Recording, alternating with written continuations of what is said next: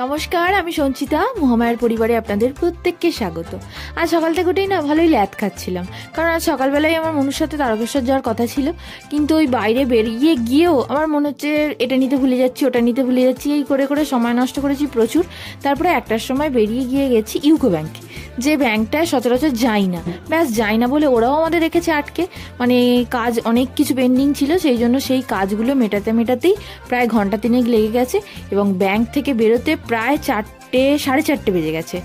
আর এখানে যেটা অসুবিধা আমি শেয়ার করতে চাই, এই ব্যাংকের সিঁড়িগুলো না এতটা খাড়াই যে একজন বয়স্ক মানুষের জন্য উঠে আবার নামাটা খুব কষ্টকর।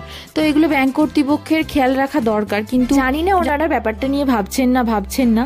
যাই হোক, পরে নিশ্চয়ই আমি একদিন বলবো ওনাদের। আর আজকে আমার তারকেশ্বর থেকে ফিরতে অনেকটাই সন্ধে হয়ে গেছিলো, নর্মালি এতটা সন্ধে হয় না।